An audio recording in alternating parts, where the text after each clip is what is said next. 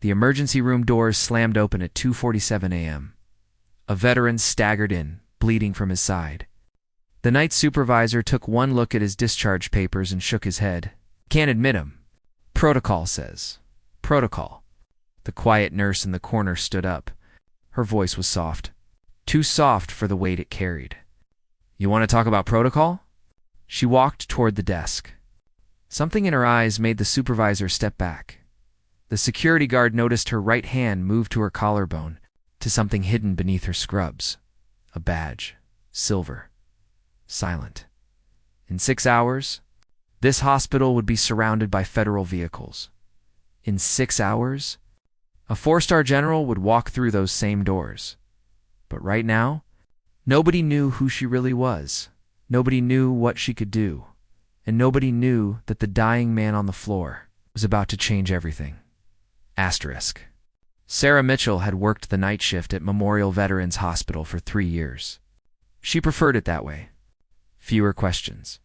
Fewer eyes. She moved through the corridors like a shadow, checking vitals, adjusting IVs, speaking in that calm, measured tone that patients found comforting. Most of the staff barely noticed her. Dr. Raymond Chen noticed everyone, especially the ones he thought were beneath him. He stood at the nurse's station now, his white coat crisp, his expression cold. "The patient is unstable," Sarah said. Her voice was quiet, professional. "He needs immediate surgery. I've reviewed his file." Dr. Chen didn't look up from his tablet. He was dishonorably discharged. "His insurance won't cover. He's bleeding internally." "That's not my concern." Chen's eyes flickered to her name badge. "Nurse Mitchell, this is a budgetary decision. We have protocols." Sarah felt something tighten in her chest. Not anger. She'd learned to bury anger a long time ago. This was something else. Something colder. The veteran on the gurney groaned. His name was Marcus Webb, 47 years old. Former Marine Corps sergeant. His shirt was soaked red. The night supervisor, Tom Garrett, cleared his throat. "Sarah, Dr. Chen is right.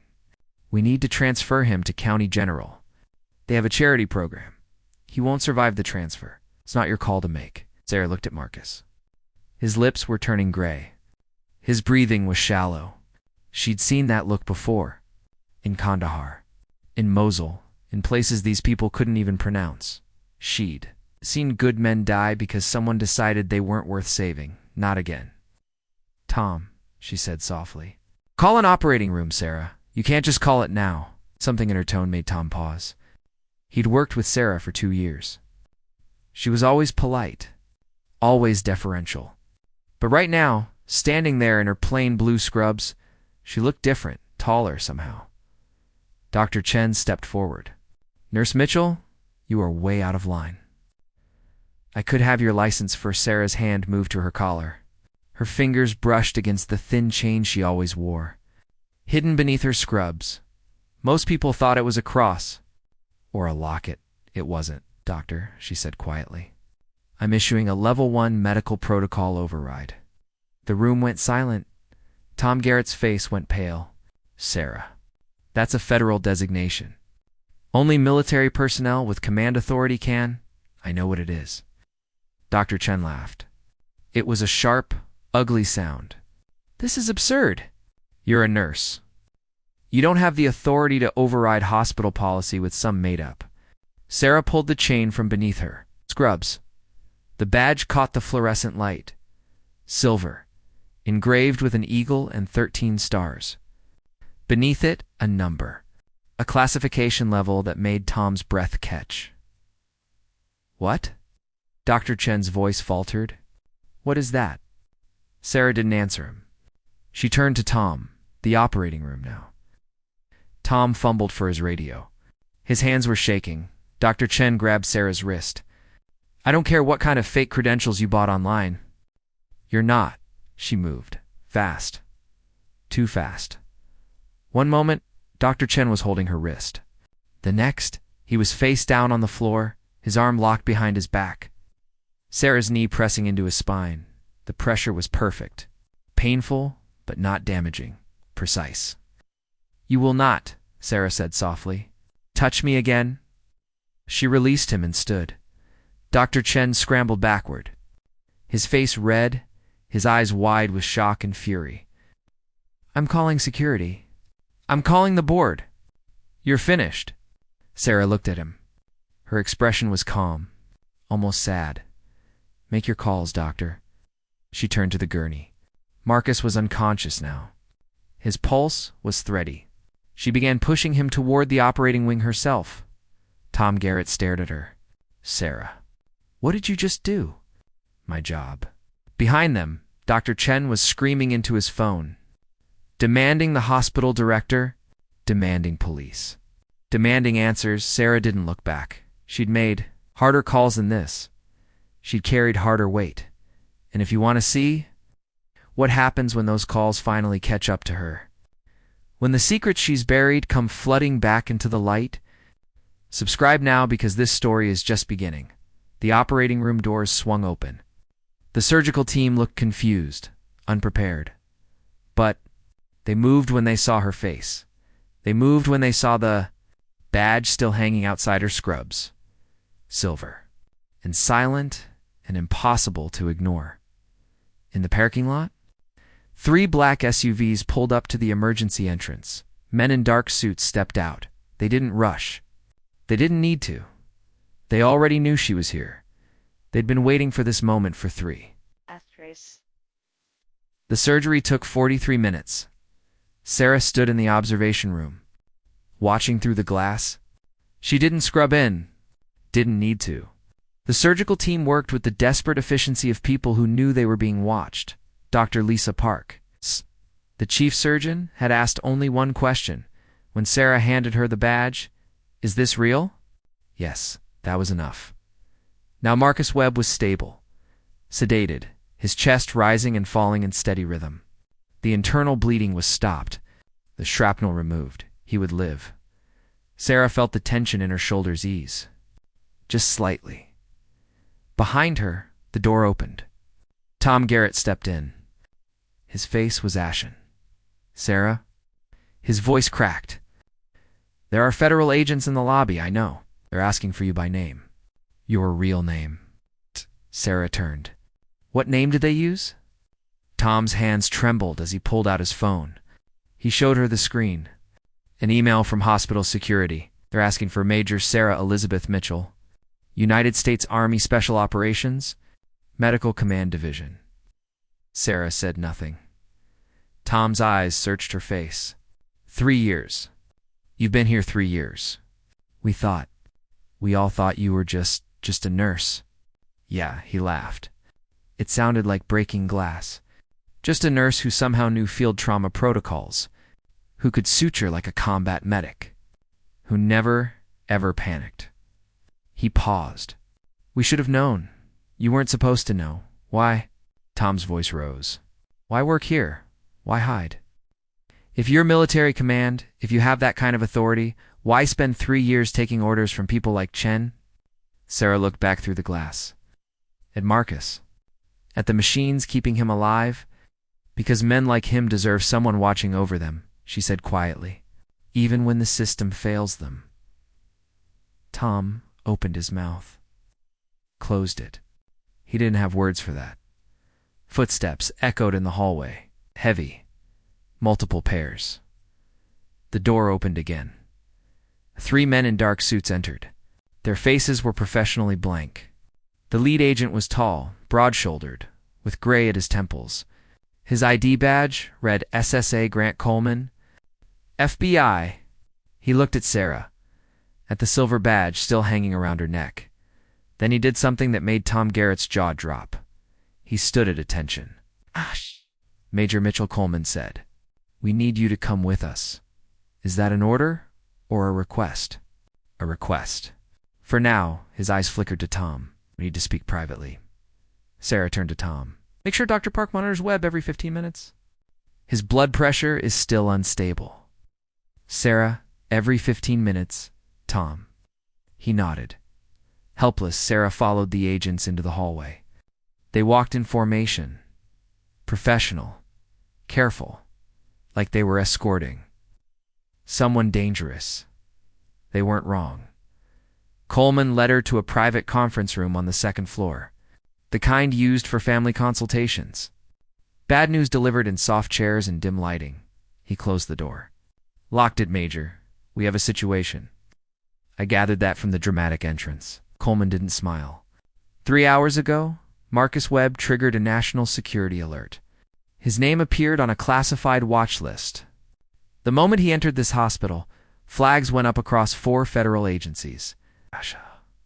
Sarah felt ice creep down her spine. What kind of watch list? The kind that involves foreign intelligence services, assassination attempts, compromised assets. Coleman pulled out a tablet, showed her a photo. Marcus Webb, younger, in uniform. Standing beside a man in a suit, Sarah recognized the man in the suit. Everyone in special operations recognized him. He was dead now. Killed in a bombing in Kabul 6 months ago. Webb was part of Operation Clearwater, Coleman said. Deep cover. Intelligence gathering in suspected terrorist cells. He wasn't dishonorably discharged. That was his cover story, and someone found out. You think so? We think he's been running for 8 months. Tonight, he collapsed because someone got close enough to stab him. Sarah's mind raced. The wound pattern. I thought it was a bar fight. Broken glass. It was a ceramic blade, military grade, designed to slip past metal detectors. Coleman's expression darkened. Major, whoever tried to kill Webb knows he came here. They know he's alive, and they're going to try again. Then get him out. Move him to a secure facility. We can't. He's too unstable. Active Park confirmed it. Any transport in the next 12 hours could kill him. Sarah understood immediately. You want to use this hospital as a holding position? We want you to protect him. Coleman leaned forward. You're already here. You're already compromised. And frankly, Major, you're the best tactical medic in the entire Special Operations Command. I'm retired. You're on inactive reserve status. That's not the same thing. He paused. We can activate you. Right now. Full authority. Full command.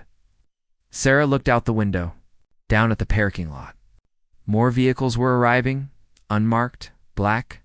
She could see figures moving in tactical patterns. How many hostiles are we expecting? Unknown. Could be a single operative. Could be a team. Coleman's jaw tightened. The people who want Webb dead have resources, training. They've already breached to safe houses. What are you not telling me? Coleman hesitated. The man in the suit, the one standing next to Webb in that photo. Before he died, he sent a message to Langley. He said he'd uncovered something. Something big. He said Marcus Webb had the proof. Proof of what? We don't know. Webb hasn't been conscious long enough to tell us. Coleman met her eyes. But people are willing to kill to bury it. And if they get to him before he talks, people are going to die. A lot of people. Sarah was silent for a long moment. Outside, she could hear the hospital coming alive. Security being briefed. Patients being moved. The slow, careful transformation of a civilian building into a fortress. She thought of Marcus Webb. Unconscious. Vulnerable. A good man who'd served his country and been rewarded with a knife in the ribs and a target on his back. She thought of Dr. Chen, of his cold dismissal, of how close they'd come to turning Marcus away, of how close he'd come to dying alone in a parking lot. Not on her watch. Activate me, Sarah said. Coleman allowed himself the smallest smile. Yes, ma'am. He pulled out a document. A tablet with a digital signature field. Sarah signed without reading it. She already knew what it said. She'd signed forms like this before. In dusty outposts and field hospitals and places where the rules were written in blood. The moment her signature appeared, Coleman straightened. Major Mitchell, you are hereby activated under Emergency Federal Medical Command Protocol. You have full tactical and medical authority over this facility until the threat is neutralized. Sarah nodded. Get me a secure line to Dr. Park. I need Webb's room converted to a hardened medical suite. Triple guard rotation. No one enters without biometric clearance. Already in progress? Good. She turned toward the door. "And Agent Coleman?" "Ma'am, evacuate all non-critical patients from this wing. If there's going to be a fight, I don't want civilians in the crossfire." Coleman's expression went grim. "Understood." Sarah stepped into the hallway. The quiet nurse was gone. In her place stood something else. Something the people hunting Marcus Webb were about to learn to fear. By 4:15 a.m., the hospital had transformed. Federal agents moved through the corridors in tactical gear, black body armor, earpieces. The kind of weapons you didn't see outside war zones, patients complained. Families demanded answers. The hospital director, Martin Sawyer, had been pulled from his bed and now stood in the main lobby. Looking like a man watching his career implode, Sarah walked past him without a word. She'd changed. No more scrubs. Now she wore tactical pants, a dark jacket, and boots that made no sound on the linoleum. The silver badge hung openly on her chest. Impossible to miss. Tom Garrett watched her move. She didn't walk like a nurse anymore. She walked like a soldier. Each step measured. Each corner checked. Eyes scanning, assessing, heed. See nature documentaries where prey animals suddenly realized the thing they'd been ignoring was actually a predator.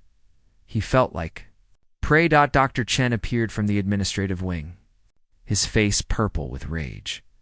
"This is outrageous. You can't just take over a civilian hospital." "I've called the state medical board. I've called." Sarah stopped, turned. "Dr. Chen," she said quietly, "you are interfering with a federal operation. If you continue, I will have you removed from this facility and charged with obstruction." "Can't?" "I can. And I will." Her eyes were cold. "Professional. You have two choices. Help or leave. Choose now." Chen's mouth opened, closed. For the first time in 20 years of practice, he had nothing to say. He turned and walked away. Sarah continued to Webb's room. The transformation there was even more dramatic. The regular hospital door had been replaced with a reinforced steel frame. Cameras covered every angle. 2 agents stood outside, armed with compact rifles. They straightened when they saw her. "Status?" Sarah asked. The lead agent, a woman with sharp eyes and close-cropped hair, consulted her tablet. "Patient is stable. Dr. Park checked him 10 minutes ago. No change in vitals. We've cleared the adjacent rooms and established a 20-meter perimeter. Good, I want motion sensors in the air ducts. And get me thermal imaging on all entry points." "Yes." "Ma'am?"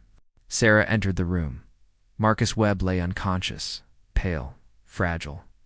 Tubes and wires connected him to machines that beeped in steady rhythm. Dr. Park stood beside the bed, checking readouts. She looked up when Sarah entered. "He's holding," Park said, "but barely. Any stress, any complication, and we could lose him." "How long?" "Until he can be moved. 12 hours minimum. Maybe more." Park's expression was tight. "Major, I need to know what we're dealing with. If there's a real threat, if someone is actually coming for him, my staff needs to be prepared." Sarah respected that. Park wasn't panicking, wasn't demanding explanations. She just wanted information so she could do her job. "There's a real threat," Sarah said. "Trained operatives, possibly multiple targets. They want him dead before he wakes up. Then why not kill him quietly? Poison? Sabotage his medication? Because they need to be sure. They need confirmation. A body." Sarah looked at the monitors. "They'll come in person." "You've done this before?" "Protected assets under fire." "Yes." "How many did you lose?" Sarah met her eyes. "None.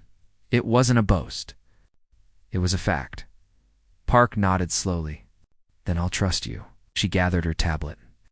"I'll be in the nurse's station. If his condition changes, I'll call you immediately." Park left. Sarah stood alone in the room, listening. The hum of machines, the distant murmur of voices, the building settling. She pulled out her phone, sent a text to a number that wasn't in her contacts, that she'd memorized years ago and never forgotten. Package secured. Perimeter established. Awaiting contact, the response came 30 seconds later. Satellite shows 3 vehicles circling the area. Pattern suggests reconnaissance. Expect contact within 2 hours. Sarah's jaw tightened. 2 hours. She stepped back into the hallway. Agent Coleman was waiting. "We have movement," he said. 2 blocks east? A van parked in a loading zone. "It's been there for 20 minutes. No one's gotten out. Cameras? We're pulling footage now." He paused.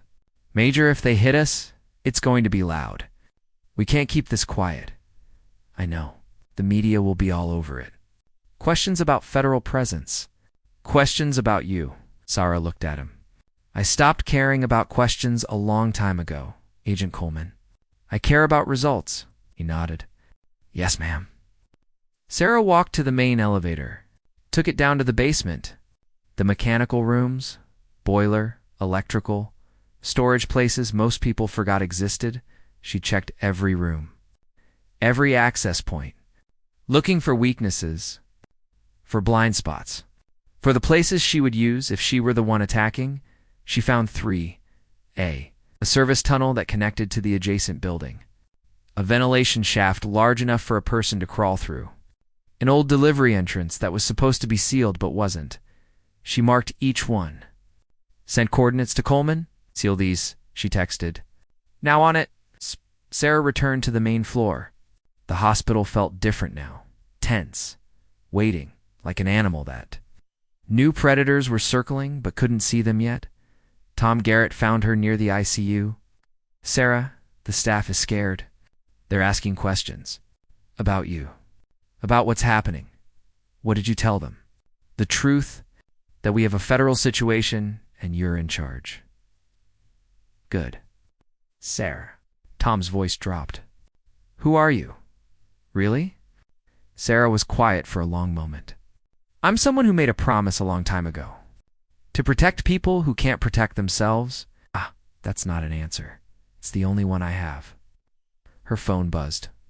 A text from Coleman. Short, urgent. "Van just moved. Heading toward east entrance. 2 occupants. Both armed."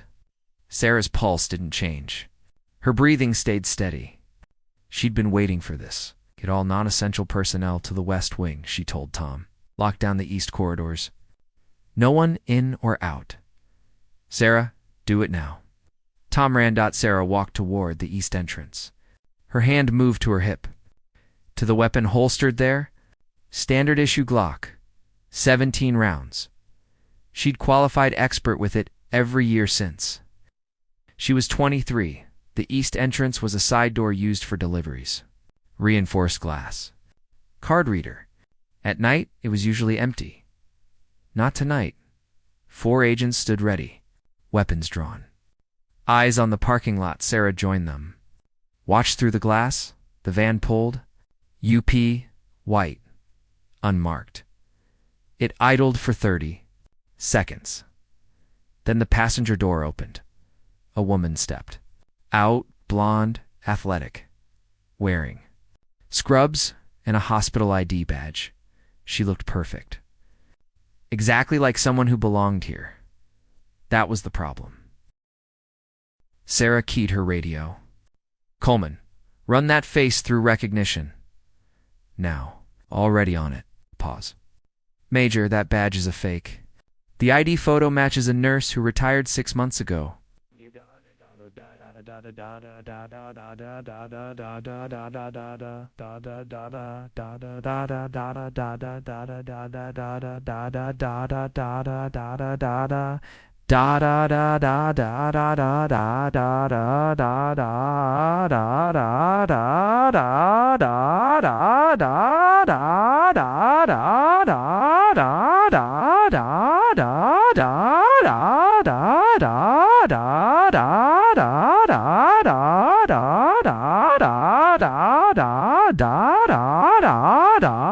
"We have to assume yes." The woman walked toward the entrance.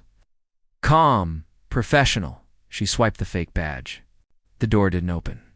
Coleman had already locked it down. The woman's expression didn't change. She turned, walked back toward the van.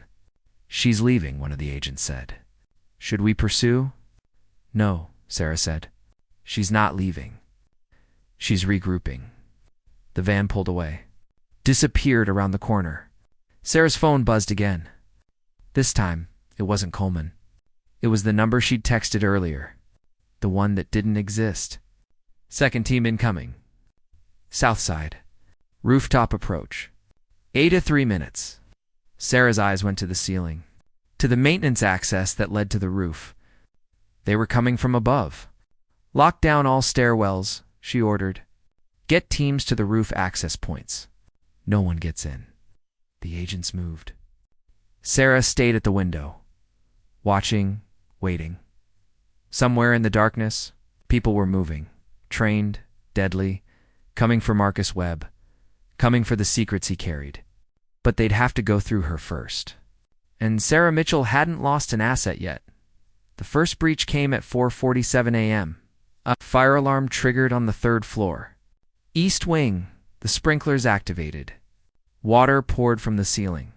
Patients screamed. Staff rushed to evacuate chaos. Exactly what they wanted. Sarah's radio crackled. "Major, we have a situation on 3. Fire alarm, and it's a diversion," Sarah cut in. "Keep your positions. Do not abandon the perimeter." "But the patients are being evacuated by hospital staff. Your job is to protect Webb. Stay on post." She switched channels. Called Coleman. "The alarm is fake. They're trying to pull us out of position." "Where's the south team?" "Roof access, south stairwell. We've got eyes on static." Then gunfire, sharp, controlled. 3 shots. Sarah was already running. She took the stairs 3 at a time, her weapon drawn, her breathing steady, muscle memory taking over. The same training that had kept her alive in Ramadi. In Helmand Province, in places where hesitation meant death. The south stairwell was narrow, concrete.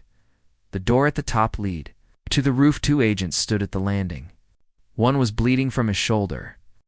The other was checking the wound while keeping his weapon aimed at the door. "Report," Sarah ordered, "to hostiles." They came through the roof access. Military gear, suppressed weapons. The wounded agent grimaced. "They're good, Major. Really good." "Where are they now?" "We drove them back. But they're still up there, waiting." Sarah keyed her radio. "Coleman, I need drone coverage on the roof now. Launching." Sarah looked at the wounded agent. "Can you walk?" "Yes, ma'am." "Then get to medical." "You," she nodded to the other agent, "stay here. No one comes through this door. What about you?" "I'm going up." The agent's eyes widened. "Major, you can't." Sarah was already moving. She pushed through the door low and fast, rolling to the side, finding cover behind a ventilation unit. The roof was dark.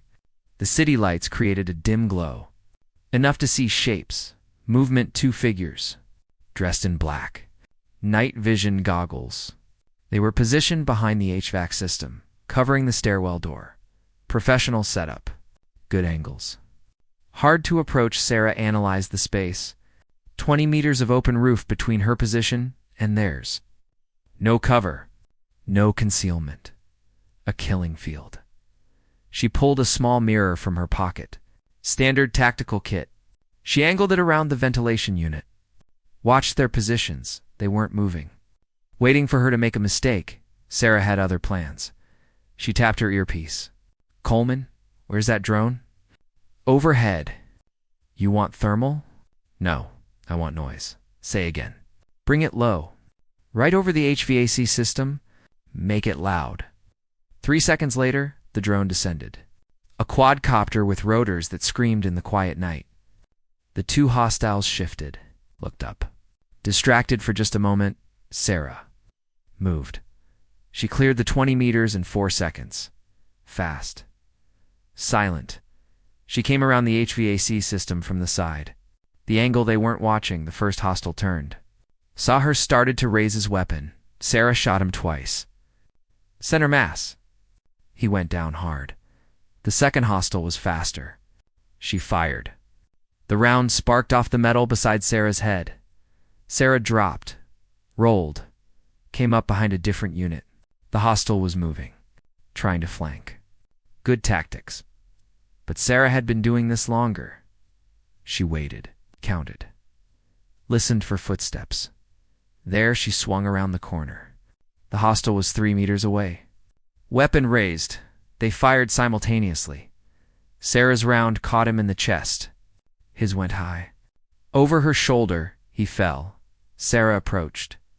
Weapon raised. Checking. Both hostiles were down. Not dead.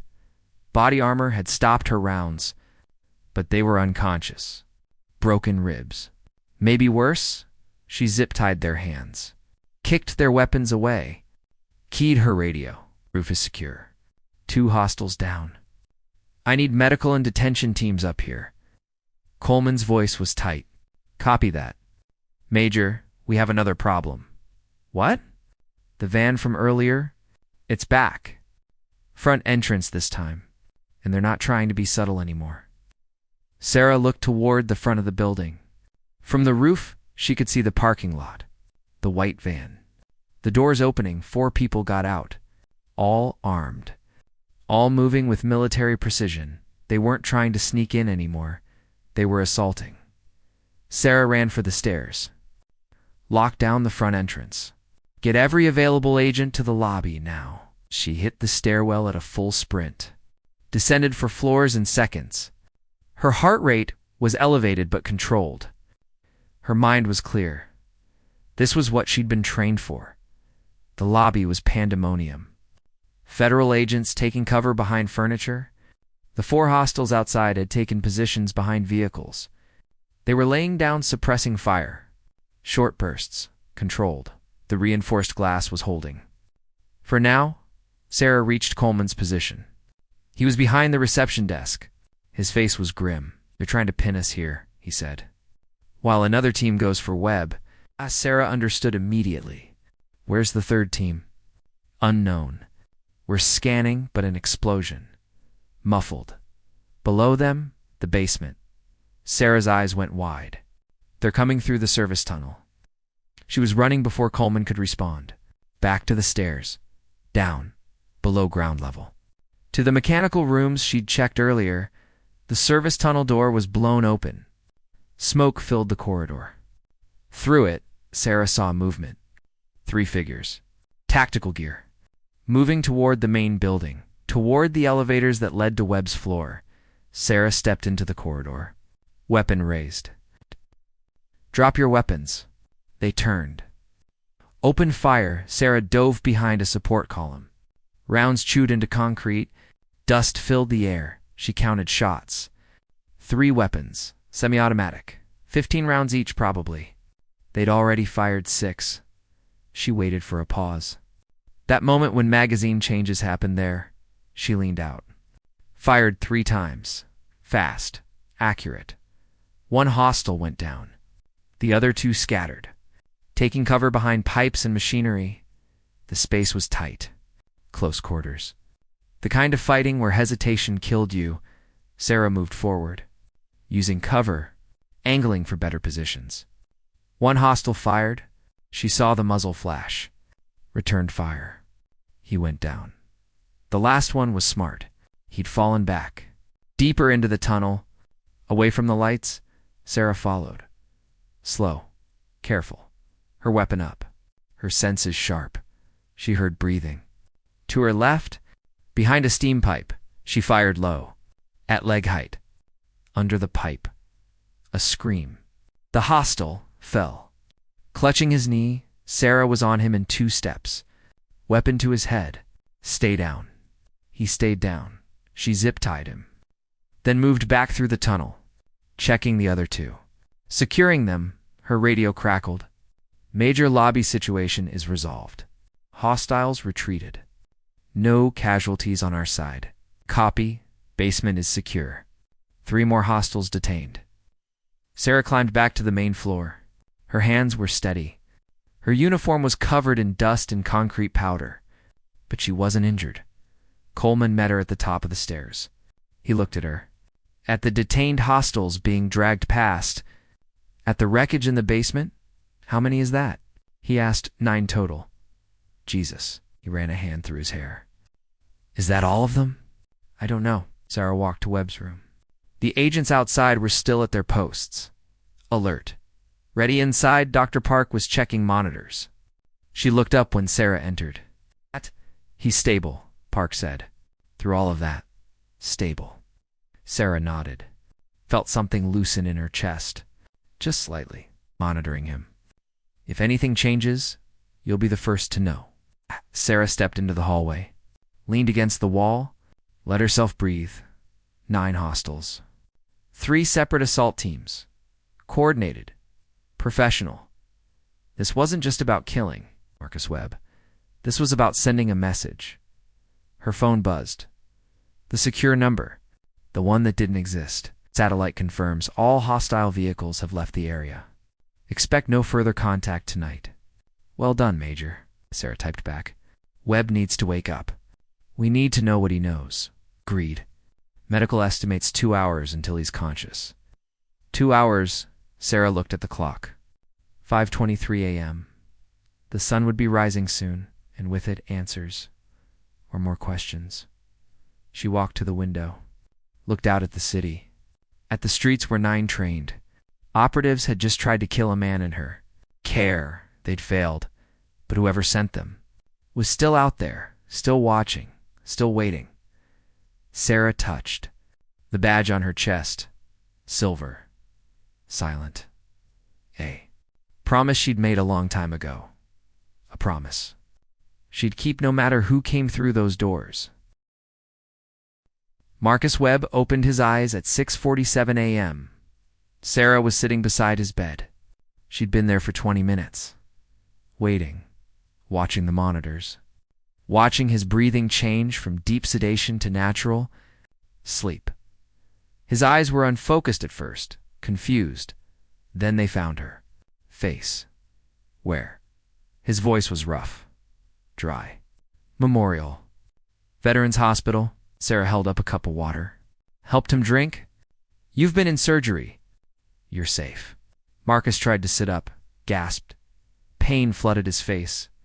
Don't move, Sarah said gently. You took a ceramic blade to the abdomen. We removed it. But you need to stay still. Marcus fell back against the pillows. His eyes were clearer now, sharper. He looked at her. Really looked. At her face. Her posture. The badge on her chest. You're military, he said. Yes. They told me there was a nurse. That she saved me. That she... He trailed off. Understanding dawning. You're not just a nurse. No, Marcus laughed. It turned into a cough. Pain flashed across his face. God, they sent a major to protect me. It's that bad, isn't it? 9 hostiles tried to breach this hospital in the last 3 hours, Sarah said quietly. All detained. All alive. But whoever sent them isn't done. Marcus closed his eyes. They won't be. Not until I'm dead. And tell me why. Tell me what you know. Marcus was silent for a long moment. When he spoke, his voice was barely a whisper. Operation Clearwater. You know about it? Deep cover intelligence. Terrorist cells. High-value targets. That's the official story. Marcus looked at her. The real story is uglier. Sarah waited. We weren't just gathering intelligence, Marcus said. We were being sold. Assets, operatives, names and locations fed to the enemy in exchange for money. Millions of dollars. Someone high up in the chain was trafficking classified information. Sarah felt ice in her veins. How high? High enough to access everything? Deployment schedules. Safe house locations. Agent identities. Marcus's hands clenched the sheets. 6 months ago, my handler in Kabul figured it out. He started digging. Found evidence. Digital trails. Bank accounts. He was going to blow the whole thing open. What happened to him? Bomb. Car explosion. They made it look like enemy action. But I was there. I saw the device. It was American-made. Military grade. Marcus's voice cracked.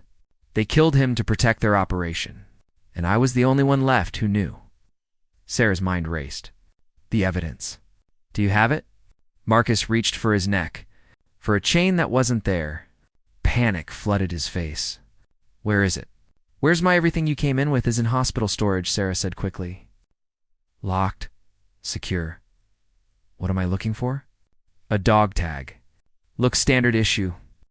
But there's a micro SD card built into the metal. Hidden. That's where he stored everything before he died. Sarah pulled out her phone. Called Coleman. I need Webb's personal effects brought to his room. Now. 3 minutes later, an agent arrived with a clear plastic bag.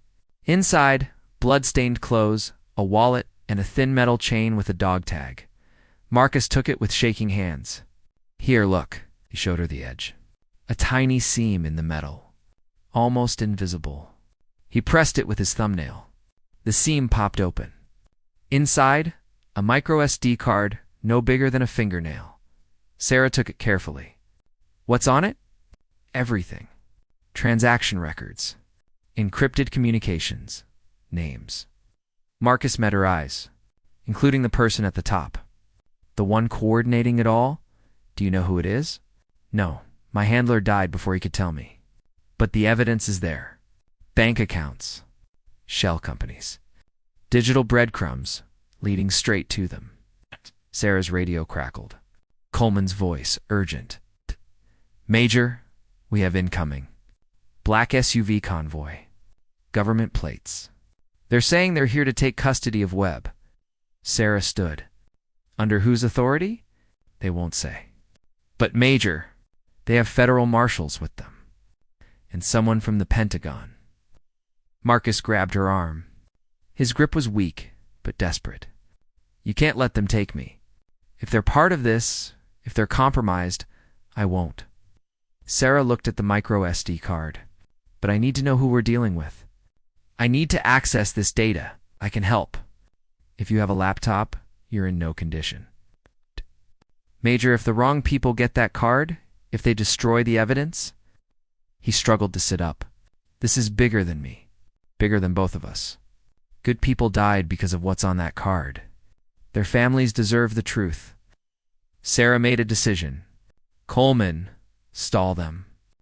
Tell them Webb is in critical condition and cannot be moved. Medical authority supersedes federal custody. They're not going to like that. I don't care what they like. She turned to Marcus. Can you work? Yes. Sarah pulled out her phone. Sent a text to Tom Garrett. I need a laptop. Secure, air-gapped. No network connection. 5 minutes. Tom's response was immediate. On it. While they waited, Sarah positioned herself at the door. Watching the corridor. The agents outside were tense. Ready? They could feel the pressure building. Tom arrived with a laptop. Medical department property.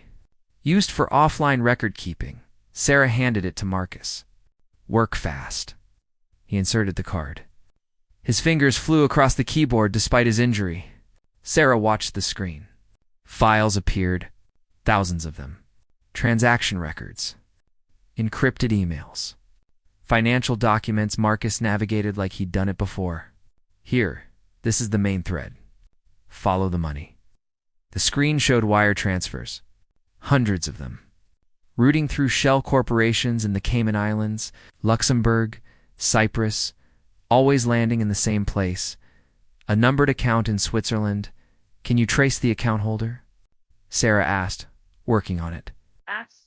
Marcus typed faster. My handler left a decryption key. It's here somewhere. A knock on the door. Hard. Official. Major Mitchell, a voice called. Deputy Director Andrew Brennan, FBI. I need to speak with you now. Sarah opened the door. 6 inches. Enough to see, but not be vulnerable. The man outside was 50s.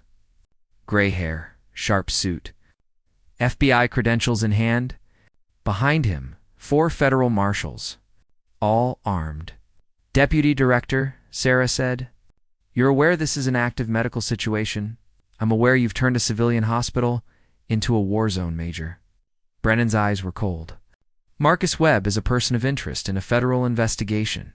I'm here to take custody. He's too unstable to move. It's for our medical team to decide. Wrong. I'm the senior medical officer on site. My decision stands. Brennan's jaw tightened. Major, I can get a court order, then get one. Until you do, Webb stays here. Behind her, Marcus whispered. Got it. Sarah glanced back. The screen showed a name. Rank. A face. Her blood went cold. It was someone she recognized. Someone high in the chain of command? Someone with access to every classified operation in the Middle East.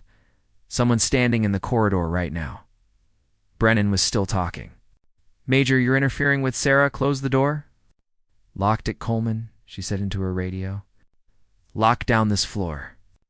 No one in or out. Federal override. Major, let's do it now.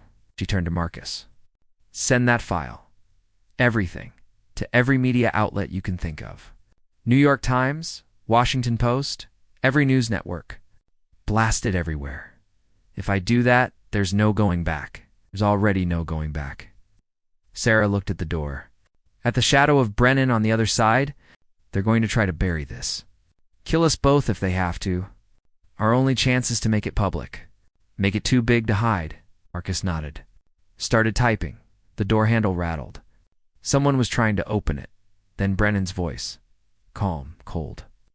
Major Mitchell, you have 10 seconds to open this door. If you don't, we're coming through. Sarah drew her weapon. Marcus, how long? 30 seconds. The files are big. Work faster. Outside heavy footsteps. The marshals were taking positions. Preparing to breach, Sarah moved to the side of the door. Out of the fatal funnel, the place where bullets would fly when they came through. 20 seconds, Marcus said. The door shook. They were hitting it with something. A battering ram. The reinforced frame held, but it wouldn't hold forever. 10 seconds.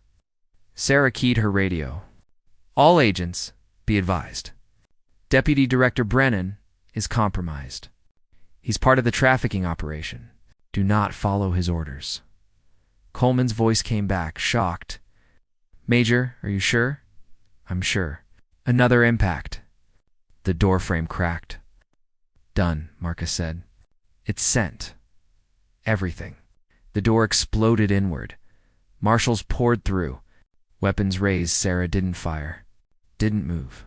She stood perfectly still, her weapon at her side. Stand down, she said clearly. I am a commissioned officer of the United States Army. I am not your enemy. The marshals hesitated, confused. Brennan pushed through. His face was red, his gun drawn. Arrest her, he ordered. Arrest them both. On what charge? Sarah asked. Obstruction. Interference with a federal investigation. Take your pick, a new voice said from the corridor. You could tell them the truth, Deputy Director. Everyone turned. A man stepped into the room. 4 stars on his shoulders. Uniform crisp. Face weathered. General Richard Caldwell. Commander of Joint Special Operations. Sarah's superior officer, her mentor, the man who'd recruited her into Special Operations 15 years ago. He looked at Brennan. You're under arrest for trafficking classified intelligence to foreign nationals. Conspiracy to commit murder. Treason. Brennan's face went white. You can't, I can. And I am. Caldwell nodded to the marshals. Take him. They moved. Brennan tried to run. He made it 3 steps before they tackled him. His weapon clattered across the floor. The room went silent. Caldwell turned to Sarah. Looked at her.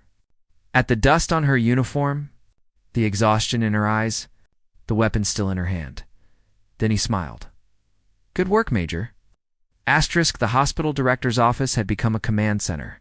General Caldwell sat at the desk. Sarah stood beside him.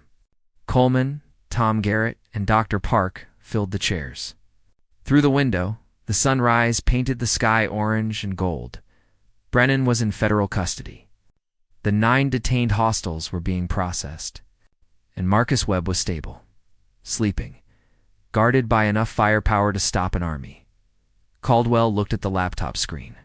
At the files Marcus had sent, at the evidence now spreading across every news network in the country. This is going to cause an earthquake, he said quietly. Investigations, trials. The entire intelligence apparatus is going to be turned inside out. Good, Sarah said. People died. They deserve justice. Caldwell nodded. They do, and they'll get it. Because of you. He looked at her. 3 years.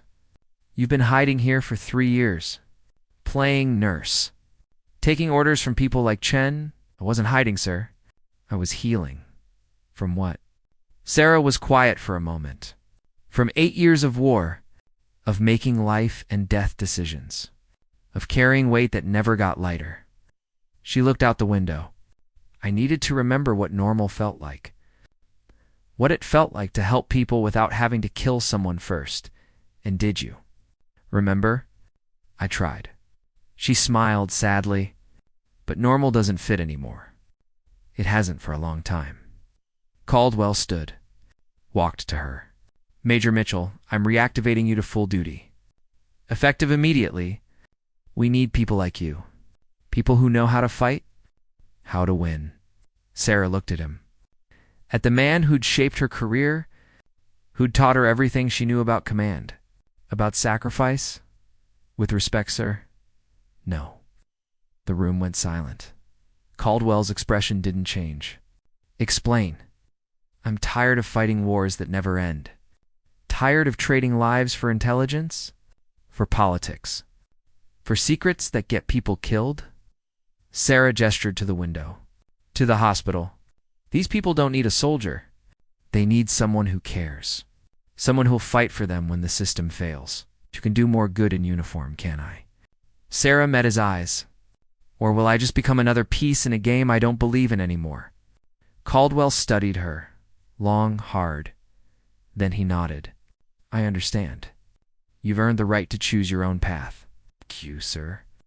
But Major, when the next crisis comes, when good people need someone who can stand in the gap, I'm calling you. I know, he smiled. Dismissed. Sarah saluted. Caldwell returned it. Then she turned and walked out. In the hallway, the hospital was slowly returning to normal.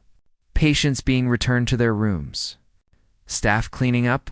The federal presence was shrinking. Disappearing like it had never been there. Dr. Park found Sarah near the elevator. Major Doctor. Park held out her hand. Thank you. For Webb, for all of it. Sarah shook it. You kept him alive. That was all you. We both know that's not true. Park paused. Are you leaving? Yes. Where will you go? Sarah smiled. Wherever someone needs a nurse who's a little overqualified. Park laughed. Good luck, Major. The medical field is lucky to have you. Sarah rode the elevator down. To the emergency room. The same doors she'd walked through months ago. The same place Marcus Webb had staggered through 12 hours ago. Bleeding and desperate. Tom Garrett was at the nurse's station. He saw her. Stood. You're going, he said. I am. Why? Sarah, you saved lives tonight. You proved you belong here. I proved I don't belong anywhere. Sarah picked up her bag. Her civilian clothes. The things that made her look like everyone else. But that's okay. I've made peace with it. Tom's eyes were wet. Will you come back? Maybe. Someday. She touched his shoulder.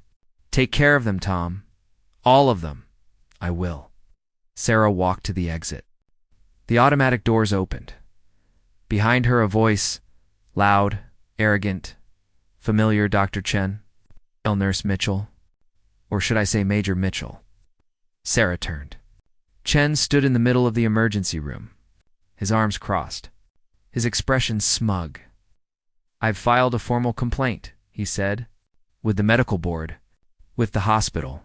You assaulted me, threatened me, violated every protocol we have. Sarah walked toward him, slow, deliberate. Chen's smugness wavered, just slightly. You're right, Sarah said quietly. I did violate protocol. I put my hands on you. I made you feel small, but I also saved a man's life. A good man who served his country and was left to die because you decided he wasn't worth your time? Sarah's voice was soft, cold. So file your complaints, Doctor. Drag my name through every board and committee you can find. It won't change what happened here. It won't change what you are. Jen's face went purple. And what am I? A coward. Sarah turned to leave. I hope you never have to depend on someone like you to save your life. She walked away. Chen shouted after her, threats, accusations, words that meant nothing. Sarah stepped into the sunlight. The morning air was cool, clean. She breathed it in. Her phone buzzed. A text from Marcus Webb. He must have woken up. Thank you doesn't seem like enough, but thank you for everything, Sarah typed back. Get some rest. And stay out of trouble. No promises. A black SUV pulled up. Government plates. The window rolled down. General Caldwell. I'm heading back to the Pentagon. Need a ride? No, thank you, sir. I'll find my own way. Stubborn as ever. We paused. Major, for what it's worth, I'm proud of you. Not for what you did last night. For what you've been doing the last 3 years. For choosing to serve in a different way. Sarah felt something tighten in her throat. That means a lot, sir. Stay safe, Major. You too, General. The SUV drove away. Sarah walked to the bus stop. The same one she'd used every day for 3 years. The same routine. The same ordinary life.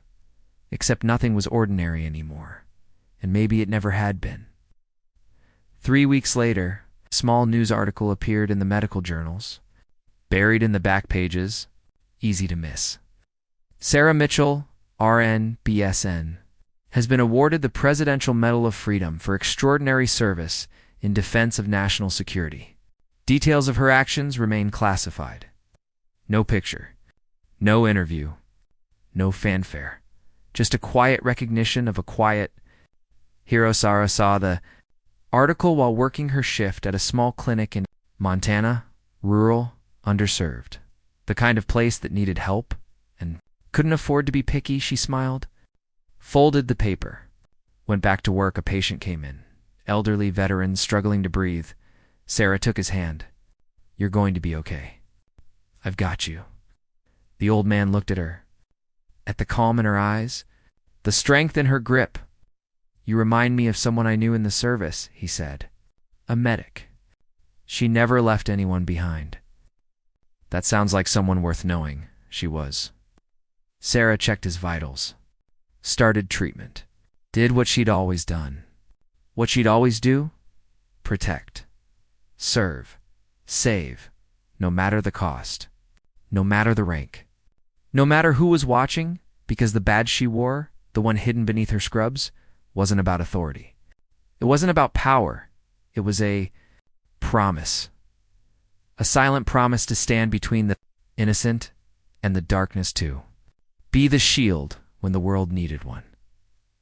And Sarah Mitchell would keep that promise until the day she died. Silent, strong, unbreakable. The quiet nurse with the loud legacy. Outside the clinic, the Montana sky stretched wide and endless. The mountains stood like sentinels.